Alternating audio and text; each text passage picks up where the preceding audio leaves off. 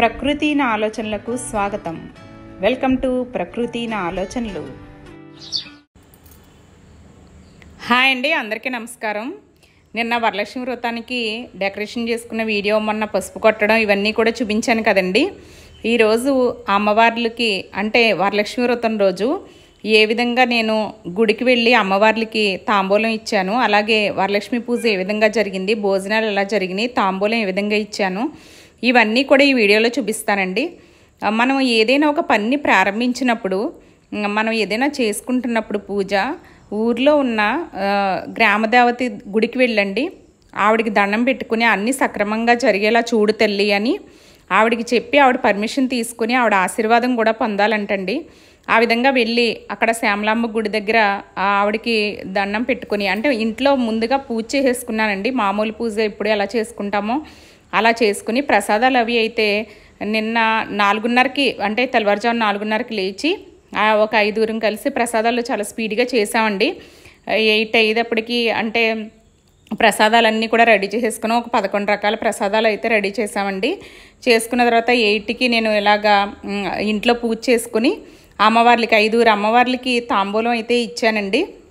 ఇలాగ చీర, పసుపు కుంకుమ, గాజులు అవన్నీ కూడా ఇచ్చుకోవడం అయితే జరిగిందండి. ఈ విధంగా ఇచ్చిన తర్వాత ఇంటికి వచ్చి పూజ అయితే స్టార్ట్ అయిందండి. ఎందుకంటే పూజ 10 గంటలకే స్టార్ట్ చేసాం. ఎందుకంటేనండి అందరూ కూడా ఇంట్లో పూజ చేసుకుని బయలుదేరతారు కదా, అందరూ సమక్షంలో కూడా పూజ చేసుకుని వేదాశీర్వచనం కూడా పెట్టుకున్నానండి. ఆశీర్వచనం అయిపోయిన తర్వాత వాళ్ళు ఆశీర్వదించాలని, అందరూ ఉన్నప్పుడు చేసుకోవాలని 10 దాటిన తర్వాత పూజ స్టార్ట్ అయిందండి. అందు గురించి ముందుగా ఈ గుళ్ళు దర్శనం, తాంబూలాలు ఇవ్వడం, అలాగే చీరలు అవన్నీ ఇచ్చిన తర్వాత ఇంటికి వెళ్ళి పూజ అయితే చేసుకున్నానండి. ఆ పూజని మీరు అందరూ కూడా చూడండి, నన్ను బ్లెస్ చేయండి. నా పుట్టినరోజు నాడు వరలక్ష్మి వ్రతం వచ్చిందండి.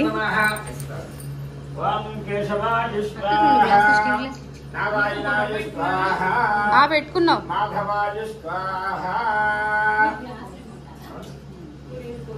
ఓం శ్రీ మహాగణాధిపతయే నమః. ఆదయోః భాగ్యం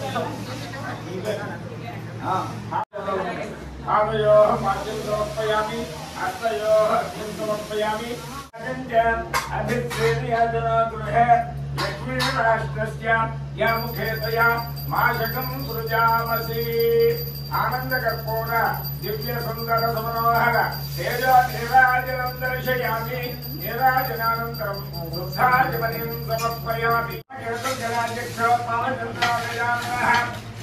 భక్తతుండసోత్పజంతోహేరంబస్కందపూర్వజః షోడశోపచార భక్తోపచార శస్త్రోపచార మంత్రోపచార పూజాం సమర్పయామి. భజతినే విఘ్నపతిని ఫలజితనే నేరంబుని ఫలజిత. ఓం మహాకలశే సుధామతే పవిత్రే పరిశుద్ధతే రుక్షే భవ స్థిరాసనం గురు వరలక్ష్మీదేవి కూడా పెట్టాలి. నవరత్నం ఖదిరవిద్య సింహాసనం చేయాలండి. పాదయోః ఆద్యం సమర్పయామి. హస్తయోః అర్ఘ్యం సమర్పయామి. మహాకాళి మహాలక్ష్మి స్వరూపిణి దేవత నమః. వస్త్రం సమర్పయామి. అమ్మవారిగా వస్త్రాలు అలా చూపించే పక్క పెట్టే తీసుకోండి. వస్త్రం సమర్పయామి. యజ్ఞోపవీతం కేశాయ నమః. పద్మనాభాయ నమః. దామోదరాయ నమః. శంకరసనాయ నమః. వాసుదేవాయ నమః. ప్రద్యుమ్న కైలాసవాసిన్యే నమః. నవదనే నమః. యగోగాయ నమః. వృషభారూఢాయ నమః. కుకులాంజకాయ నమః. కుకులారూఢాయ నమః. భవాయుదేవాయ నమః. మహాభైరవృందాయ నమః. మహేశ్వర మహాగర్భ మహాభాగం సాక్షికాయ నమః. మహాకామే నమః. అనురుద్ధాయ నమః. వృషోత్తమాయ నమః. అఘోక్షజాయ నమః. అఘోక్షజాయ నమః. భవం మయా దేవి.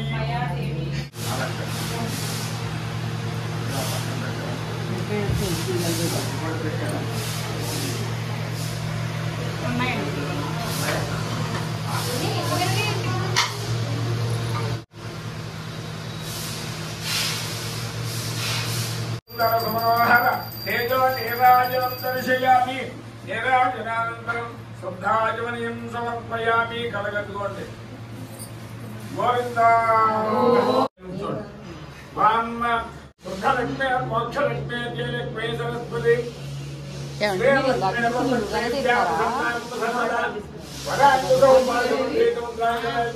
ఏంటదినా వేదోత్కృషవర్ణ దివ్య మంత్ర పుష్పాన్ సమర్పయామి. శరణం మమ తస్మాత్ కారుణ్య భావేన రక్ష రక్ష. రెండు కూర్చున్నాడు.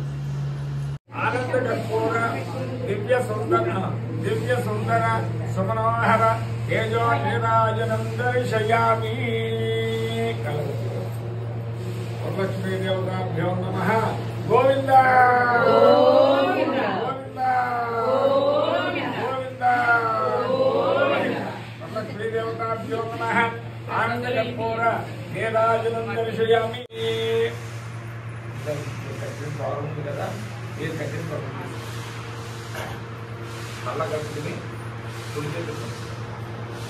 ఎవరైనా ముడి వైపు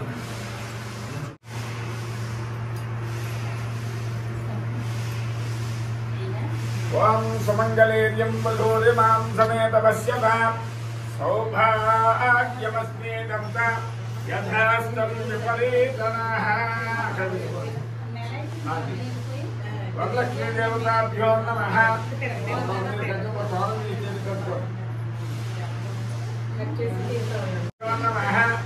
ఆనంద కర్పూర నీరాజనం దర్శయామి.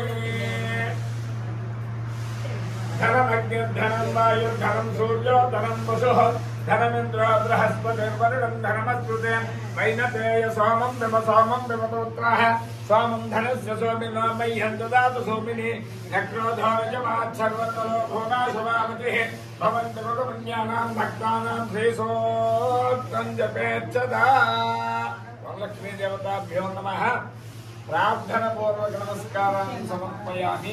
వరలక్ష్మీ దేవత అనుగ్రహ ప్రసాద సిద్ధిరస్తు. ఓం దేవస్య గృహే వసంతి దేవానాం గమయ పార్థివాసః దివి దేవావసవో దేభ్యమాయుః అగ్నిర్భవ ఆవిద్యాయ తేజోభవ విష్ణువశ్రీమాన్భవ బ్రహ్మాయుధాయుర్భవ ధాన్యం ధనం పశుం బహుపుత్రలాభం శతసంవత్సరం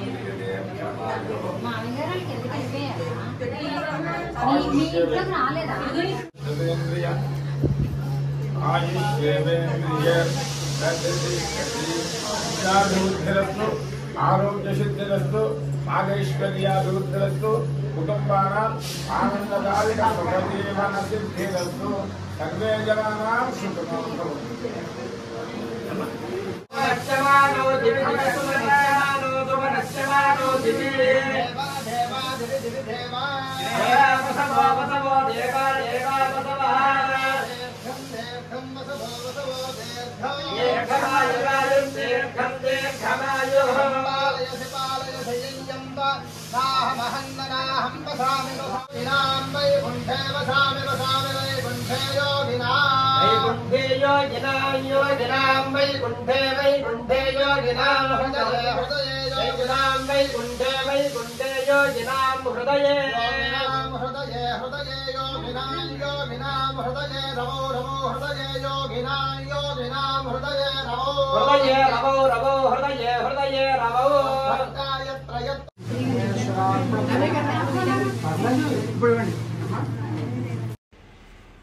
పూజ అయిపోయిన తర్వాత వేదాశీర్వచనం జరిగిందండి.